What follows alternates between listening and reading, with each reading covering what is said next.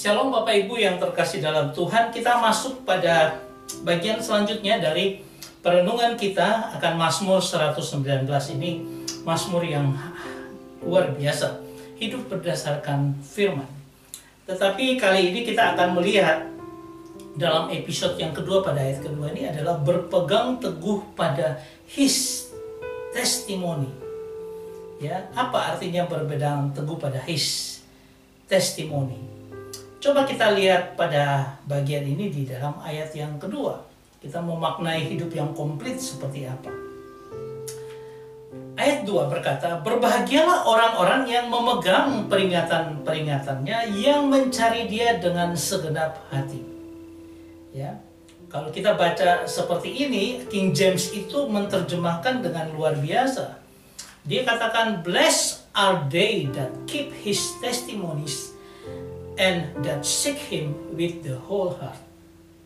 Ya, saya mau kita melihat dari kata keep, ya, menjaga, ya.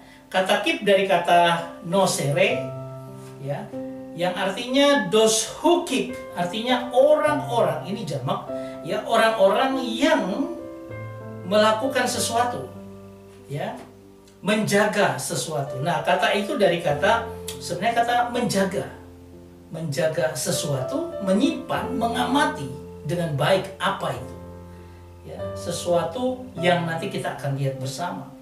Atau dapat dikatakan juga bahwa ini adalah melestarikan, bukan hanya sekedar menjaga, menyimpan, mengamati, tapi melestarikan dengan cara apa?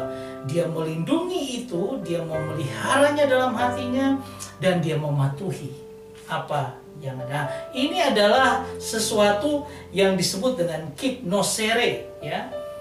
Nah, kemudian kalau kita melihat ini adalah dalam bentuk participle. Artinya apa? Kita diminta untuk ikut partisipasi, ikut bersama untuk apa? Untuk menjaga, untuk melestarikan, menyimpannya dalam hati kita. Apa itu? Ya. Kalau kita bisa melihat dalam tradisi orang Yahudi, ya, ada yang disebut tefilim. Nah, tefilim itu adalah karena Tuhan suruh mereka taruhlah itu di dahimu, maka mereka membuat sebuah kotak hitam di atas yang akhirnya dituliskan di dalamnya dituliskan firman-firman Taurat atau Torah itu. Mereka taruh di atas, diikat supaya apa? Ditaruh di dahimu. Kemudian kalungkan itu pada tanganmu, ikat pada lehermu. Jadi mereka menuliskan Taurat itu, ya, firman Tuhan, peringatan-peringatan Tuhan di dalam Torah itu di dalamnya. Jadi mereka melakukannya secara fisik, ya, langsung melakukannya secara harafiah seperti itu, ya, sehingga kita bisa melihat bahwa intinya adalah ini sesuatu yang begitu penting bagi orang Yahudi sehingga mereka harus sungguh-sungguh melakukannya, yaitu dengan apa? Menjaga akan Torah itu. Pada ayat pertama kita sudah bicara tentang haholek betofrat. Artinya apa? Menjalani sesuai dengan Taurat Adonai, Taurat Tuhan, ya. Nah, di sini bukan lagi bicara tentang Taurat Tuhan, tapi dikatakan His testimonies. Ya. Apa itu? Coba kita akan lihat bersama, ya, frasa berikutnya. Saudara yang terkasih, kata His testimonies ini dari kata edotaf, yang artinya His testimonies, kesaksiannya, ya. Coba kita lihat seperti apa. Dikatakan sebagai always plural, artinya kesaksian-kesaksian yang banyak, dan always of law as divine testimonies, yang artinya ini adalah selalu jamak karena banyak sekali, dan selalu hukum sebagai kesaksian ilahi. Hukum sebagai kesaksian ilahi, divine testimonies. Apa seperti itu? Saudara yang terkasih, kalau kita bisa melihat, ya, bahwa ini adalah merupakan pengalaman hidup berjalan bersama Tuhan dan menikmati kuasa dan kasih-Nya.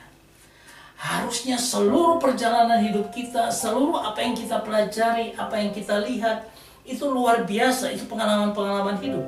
Saya beberapa waktu yang lalu melihat kesaksian di TikTok dari Debbie Baasir ketika dia bicara tentang adiknya.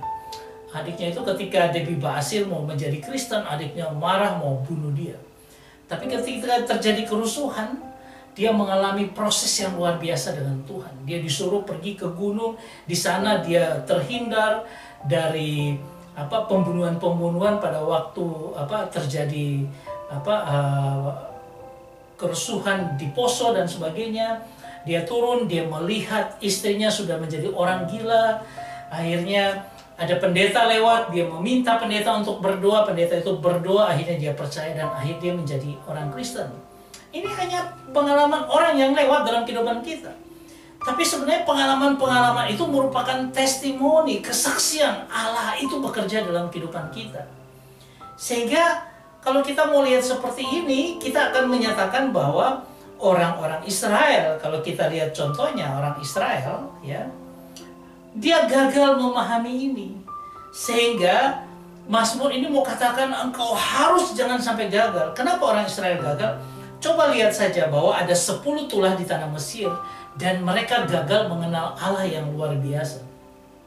Mereka boleh keluar daripada Mesir, tetapi hati mereka masih terikat dengan Mesir. Padahal tulah yang dinyatakan Tuhan merupakan penyataan kuasa dan pemeliharaan Tuhan yang luar biasa. Tulah 1 sampai dengan 9 itu kan bicara tentang bagaimana orang-orang Mesir ketimpa tulah, ya. Tulah ke-10 sama, tetapi berbedanya adalah anak mereka, anak sulung yang mati. Semua menimpa orang Mesir, tetapi orang Israel disendirikan, dipisahkan. Itu sesuatu yang dahsyat. Dan orang Israel pada waktu itu gagal memahami Allah seperti itu. Atau kalau kita bisa melihat lagi ketika ketika Musa memimpin orang Israel di padang gurun.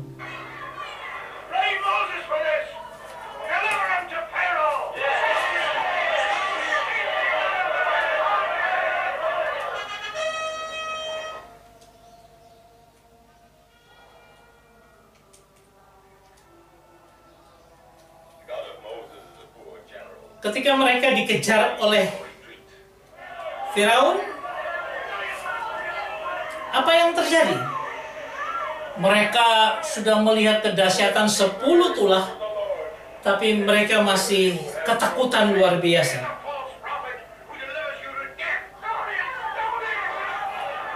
Mulai ada pemberontakan.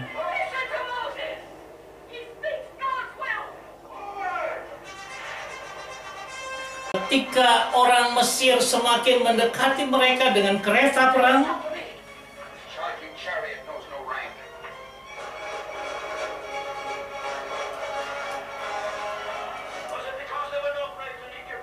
yang terjadi ya mereka tetap meragukan akan kuasa Tuhan.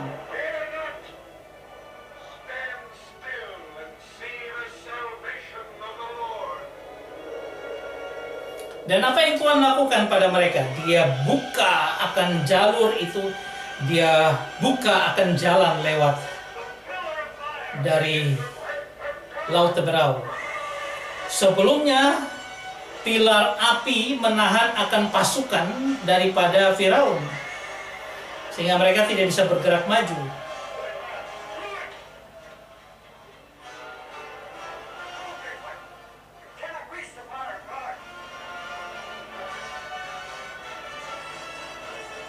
Dan apa yang terjadi? Orang Israel melihat kemurahan Tuhan luar biasa.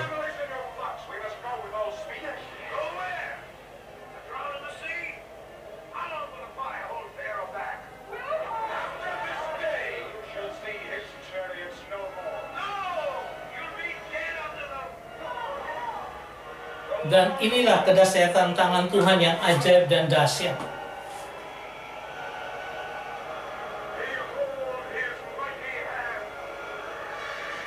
Dia membelah Laut Teberau.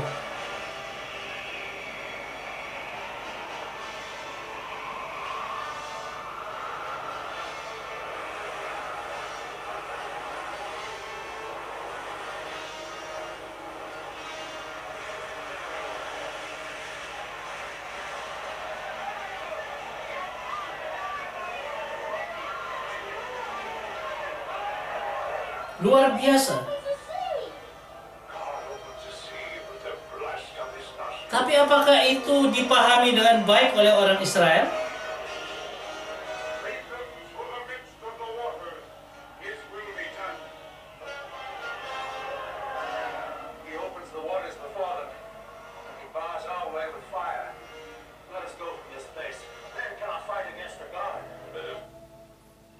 Itu hanya sebagian cuplikan testimoni Tuhan. Ada lagi ketika mereka sampai di Mara dan di Elim. Ketika air di situ pahit, mereka bersungut-sungut lagi. Waduh, ini kami dapat air yang pahit. Akhirnya Tuhan memberikan ranting pohon dan akhirnya air itu jadi manis. Dan mereka mendapat ketetapan-ketetapan Tuhan di situ. Bukan hanya sekedar itu, ketika mana turun. Ketika mereka dipimpin dalam perjalanan 40 tahun, mana turun dan memberikan mereka tiap hari melihat bagaimana roti mana turun dari surga dan mereka bisa dimakan di situ. Walaupun mereka kondisinya tidak bisa bercocok tanam, tetapi mereka di situ bisa diberi makan oleh Tuhan. Bahkan ketika mereka bilang, kami gak punya daging, kami ingin daging, Tuhan berikan burung puyuh datang ke kemahan mereka, mereka tinggal tangkap, tinggal makan daging. Ya, bahkan sampai dengan saat Musa harus membelah akan gunung batu, dia pukul dengan tongkatnya keras-keras yang membuat akhirnya Musa berdosa di hadapan Tuhan. Itu semua terpampang di hadapan orang Israel, dan itu merupakan satu testimonis ya dari Tuhan kepada orang Israel. Jadi Tuhan punya dua hal yang harus kita lihat. Pertama adalah betofraf, artinya Taurat Tuhan itu yang harus kita pegang atau peringatan dan yang tertulis. Tetapi pengalaman berjalan dengan Tuhan itu juga jadi satu bagian yang harusnya masuk dalam kehidupan kita. Ya, sehingga ketika kita membaca seperti ini, ya kita bisa melihat kemuliaan Tuhan dalam kehidupan kita. Bagaimana Tuhan menunjukkan kemurahannya. Dan dikatakan dan berbahagialah adalah orang yang memegang testimoni itu dan kemudian mencari, menanyakan, menyelidiki Tuhan. Dengan Dengan seluruh atau sepenuh hatinya. Ya, hatinya dengan pikiran, perasaan semua ditujukan kepada firman Tuhan, mencari bagaimana Tuhan menunjukkan testimoni dalam kehidupan kita. Saya katakan bahwa di dalam kehidupan kita ini begitu banyak pernyataan-pernyataan pengalaman kita dengan Tuhan. Bukan hanya sekedar firman yang kita baca, tetapi nyata itu dalam kehidupan kita. Dan untuk itu Tuhan berkata, berbahagialah orang yang cari Dia, menanyakan, menyelidiki. Makanya saya katakan, nikmati firman, teliti akan firman Tuhan itu dalam kehidupanmu. Supaya supaya kau membawa seluruh hatimu kepada Tuhan dengan sempurna, dengan komplit. Saudara yang terkasih, dulu pernah saya zaman kami dulu ada 4 hukum rohani di mana kehidupan itu harus mengarah pada Yesus, di mana dalam tahta hati kita hanya ada Kristus yang bertahta di situ. Dan di dalam kita berserah kepada Dia, sepenuhnya kita berserah. Minat diarahkan untuk Kristus sesuai dengan rencana Allah dalam kehidupan kita. Itu yang Tuhan inginkan dalam kehidupan kita.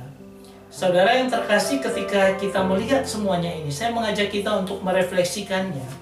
Sudahkah kita memegang teguh pernyataan-pernyataan Tuhan melalui pengalaman hidup kita berjalan dengan Tuhan? Saudara, dalam kehidupan kita ini begitu banyak bagaimana cara Tuhan melepaskan kita dari pergumulan kita. Banyak, nah itu jangan dilupakan, itu diingat-ingat. Itulah yang menjadi testimoni ilahi dalam kehidupan kita. Dan itu bukan harus didasarkan juga terus di dalam baca firman Tuhan. Kemudian, sudahkah kita mencari Tuhan dengan segenap hati kita, seluruh hati kita, tanpa terkecuali, semua segenap hidup kita arahkan untuk mencari Tuhan. Melalui Melalui baca firman. Sudahkah kita memberikan seluruh hidup kita agar hanya Kristus yang berdiam di dalam hati kita, bukan yang lainnya. Saudara, ketika kita membawa hidup kita seperti ini, maka kita mulai mengarahkan hidup kita kepada apa? Sesuatu yang komplit, sesuatu yang utuh, sempurna, sesuatu yang tak bercacat, yang Tuhan inginkan hadir dalam kehidupan kita. Tuhan memberkati kita semua. Amin.